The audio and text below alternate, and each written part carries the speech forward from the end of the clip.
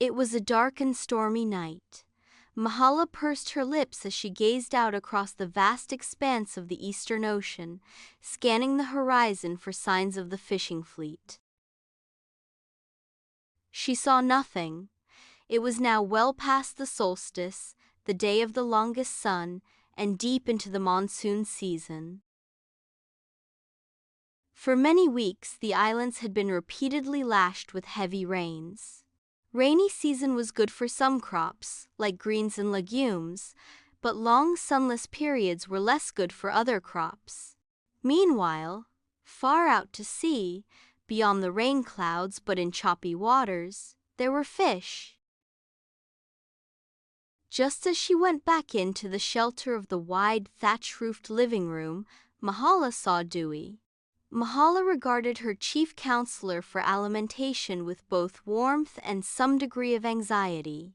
Alimentation was the most important concern of the island's population, and for the past several years there had been enough, but just barely. Mahala's voice cuts through the storm's roar. "What do you think, Dewey? They've been out for over a week now. The fish must be further and further away." Dewey's response chills the air. "Or there's trouble at sea. At least we have our best sailor in charge." "Yes," agreed Mahala. "Coco knows the sea and she knows her fish. I'm sure there's nothing to worry about." There was just the slightest tremor in her voice. "Anyway, what have you got for me? How bad is the storm damage?" "There's heavy flooding in Talisai. We might eventually lose 20% of the vegetable crop to mold. The upland areas aren't so bad, but the rains are bringing out the rodents. It's a good thing our houses are built on stilts, so everyone is safe and the rodent guards are working." Dewey was referring to the spiked bamboo collars fitted around dwellings posts to prevent small animals from getting into the living quarters, a recent innovation. Mahala nodded. "Is there anything we need to do tonight?" Dewey shook her head. "For you, no. Shall I have the signal torches lit in case the boats are trying to head back to shore?" Mahala understood that Dewey was trying to give her an excuse in consideration of her long friendship with Coco. "But no, that wouldn't be right." "No," she said. "The rain is falling too hard for the torch to be visible anyway, and we shouldn't waste the fuel." It was in fact not until 2 weeks later, when they had already been given up for dead, that the fishermen finally made their way home. Villagers gather at the docks, faces illuminated with hope, ready to celebrate the ocean's generosity. A strange silence descends as the villagers behold a bizarre sight. No fish, only mounds of unfamiliar fruit. Coco was guarded as she made her report to the Island Council. "We had to go much further out to find the fish. By the time we had filled the holds, we were 7 days hard rowing from home. Then, by chance, we passed near an island which isn't on our charts. We were running short of fresh water anyway, so I decided to stop to resupply." The hall's dim light heightens the gravity of the moment, as tension fills the air. Counselors from the Heritage faction regard Coco with unconcealed distrust. A thunderous echo shatters the calm as the counselor's fist slams against the table. "You know you're not supposed to make contact with strange islands. When my grandmother did that long ago, she and her whole crew were attacked without warning, and... Dewey finished the sentence. "Eaten, or so we learned from the chatter floating in from other villages." Coco cleared her throat and received a discreet eyelid flutter from Mahala, telling her to proceed. As it turns out, the natives were friendly. "We went right up to the first one we saw and made some drinking motions, which proved unnecessary since she spoke a very similar language as us. She took us to a tree and threw down a fruit. It just missed my head, but Barumi's foot will be sore a while. We had never seen anything like it before. I picked it up and shook it, and sure enough there was a sloshing sound. Our native friend found a sharp rock and helped us crack it open. Out came cool, sweet water, which all of us on the shore party had a sip of. "That was unwise," said the representative of the Forward and Onward party. "You never know what diseases you might catch from drinking strange things while traveling." Coco gurgled again. "Well, since Barumi couldn't walk, we sort of convinced him to try it first, for the common good, you know, and then we all waited a while, just in case it was poison. But no, the water was just fine. So, naturally, we asked our native guide where we could get more. Before long, we were in some kind of public market, where a good number of stalls had this very fruit we had just drunk. 'Take me to your leader,' I said, and the vendors took me to a fat man with a fez and a fly swisher and a parrot on a chain." "Never trust a man," said the Heritage Faction counselor, "especially a man who attracts flies. My great-uncle was always swarming with flies, and none of us could trust him to tell the truth at all. He was always spreading some kind of fake news." The Forward and Onward party counselor sighed. "I already see where this is heading." Coco's voice became more animated. "But it all came out well in the end. The leader Walla with the parrot gave me a very detailed presentation of all the things this fruit is good for. It turns out it's some kind of miracle fruit. Almost every single part of it is good for eating or drinking, or can be made into something useful for the village. If that's true and life becomes too easy, people will become lazy and society will degenerate," said the Forward and Onward counselor. "Never trust a man who attracts flies," said the Heritage Faction representative. "And as we see," said Mahala, "Coco has come home, for which we are all grateful, with 10 boats, full of this weird fruit and no fish, for which we are not grateful." Coco raised her head in defiance. The fat man gave a very convincing explanation, with drawings and graphs and free samples, and on their island it is the men who seem to be in charge. There was a gasp from some of the assembly. "So I exercised my discretion as group captain, and I traded all our fish for an equal weight in fruits. Anyway, it had already taken so long that we would have had to salt the fish for the journey home. And to salt them, even assuming we could have evaporated enough seawater, we would have had to gut them, which would have brought the sharks. Not good seafaring practice with outrigger boats." Finally Mahala spoke. "So you traded fish for an equal weight of water and mulch. Well, it's too late now, so here's what we're going to do. In 2 days we're going to have a special island council hearing. Council members can interrogate the good captain on what led her to trade a month's fish catch for this." Words failed her, but she finally mustered the strength to continue. "And you, Coco, are going to explain why you shouldn't be demoted to trash collector." Coco bowed her head. "Honorable council members, in order to make a proper presentation, I will need some of the fruits as well as the services of various trades, people in the village." She paused for dramatic effect. "And I will need 2 months, not 2 days." After some eye-rolling, everyone nodded assent, for they did not want to be accused of unfairness. Coco spent the next 2 months busily preparing for the meeting. Under her supervision, almost all the villagers were eventually pressed into duty on various tasks, trying to finish the presentation. As chief counselor for alimentation, Dewey opened the meeting. Coco reports that this fruit, which she calls Cornucopia, is an important new food source for us.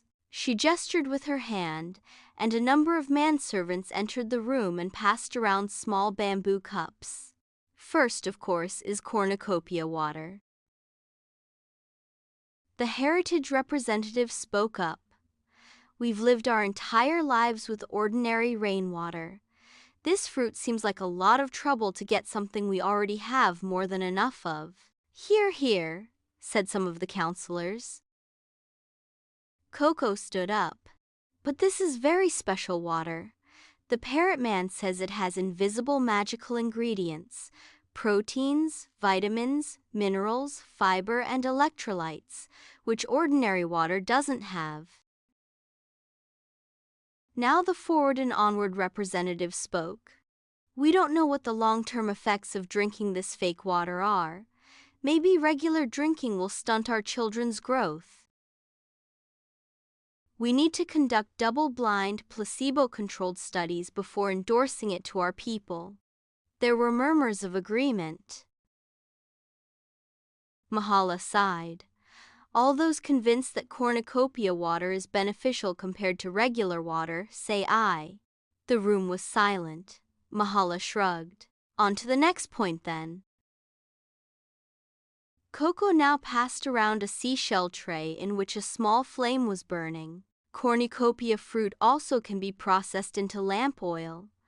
I have already conducted a study, and the villagers who used it to light their homes reported having more quality time with families and friends. The counselors looked at the flame and nodded appreciatively. Could be useful, most agreed. However, the Heritage faction rep was not convinced. We already have the moon and the stars at night. The Forward and Onward counselor chimed in. And if everyone starts lighting lamps past sunset, people will feel compelled to work longer and harder. It may induce stress and shorten our lives. The counselors were stunned by this astute and forward-seeing observation. All those in favor of introducing cornucopia as a source of lamp fuel say aye. The room was silent. Motion defeated. Next point, Coco? Coco's head was drooping slightly, but she bravely continued. After you've drunk the water and extracted lamp oil, you can make many useful objects out of what's left over. Let me show you. She brought out a box. This is a food bowl, just the right size for a meal. Here is a loofah to exfoliate your skin and give you a youthful glow after bathing. This is a long-distance communication device using 2 halves of the fruit's shell connected with rattan vine. You talk here, and someone on the other end listens here, then talks back. And when the fruit tree is grown, its leaves can be made into hats and skirts. We could start many manufacturing industries with the byproducts of the cornucopia. Objection, said the Forward and Onward representative. I especially object to the communications device. People will spend all their time exchanging idle gossip instead of working or reflecting on the beauty of our world. The open mouth will front for an empty mind. Now the Heritage faction representative spoke. We live in harmony with each other. The introduction of so many manufactured possessions in our lives may make us materialistic and erode our values. Envy and avarice will soon tear our society apart. Again, the counselors were astonished at the clarity and persuasiveness of the observations from both speakers. And on it went. For every cornucopia benefit Coco recited, either the Heritage or the Forward and Onward faction, or both, had a convincing objection. But she persisted until at last it was dark. She was ready to bring out her big guns, so to speak, though in those days no one knew what a gun was. We can't see each other anymore, said someone. I can fix that, said Coco. She nodded to one of Dewey's assistants. A few moments later, the oil lamps were brought in. The room was suddenly filled with a warm light from a dozen lamps. Cornucopia oil, she said simply. Let's continue. She looked around. All the faces were weary, tired, and thirsty and hungry after a long day with no food. Still, she persisted. Moving on, she droned. If you strip cornucopia leaves, you are left with flexible spines that you can bundle into a kind of broom. And here is an invention for cleaning your hair made from cornucopia shell. Some considerable time later, Coco asked, "Does anyone need some refreshment?" There were enthusiastic nods. As if on cue. What the heck? Yes, on cue. Servants entered the meeting room and offered drinks. Have some refreshing cornucopia water. And for the adventurous, we also have fermented cornucopia juice. But I warn you, it has a kick and it's an acquired taste. Within a fairly short time, several counselors had acquired the taste. Coco's plan was starting to work. Coco kept going with her presentation. Finally, by what at another time and place would be called 2200 hours, Coco paused and looked upward meaningfully. "Does anybody smell anything?" They did. It was a strong, strange, indescribably delicious smell, and it now filled the room completely. Finally, she spoke again. "What we are smelling is cornucopia. First, a chicken and pork dish steeped in special herbs and spices and lots of cornucopia milk. It's been cooking on a low fire all day using dried cornucopia husk for fuel." She moved around the room, holding the pot under everyone's nose. The counselors almost swooned with olfactory delight. Second, we have freshly baked rice cakes, intensely flavored with extra virgin pressed cornucopia meat.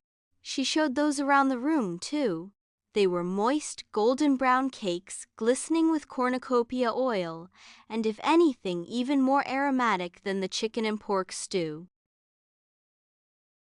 Now, a lesser skilled operator than Coco would have at that point asked for a final vote on the cornucopia proposal before agreeing to feed the multitude. But she was confident that she was reading their faces correctly, and equally confident that a free sample is worth 1,000 words. The food was duly dispensed, to the cheers of all present.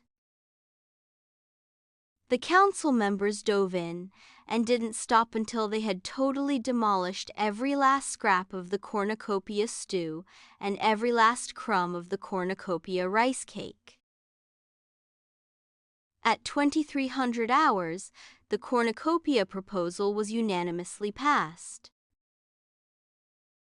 The assembly also unanimously agreed that for advertising and promotion purposes, the fruit needed a simpler name. By almost midnight, a motion to call it Coco's Nut was passed by acclamation. You knew that was coming, right? And by the way, every benefit and use Coco claimed for the coconut was, and is, true. And the rest is prehistory.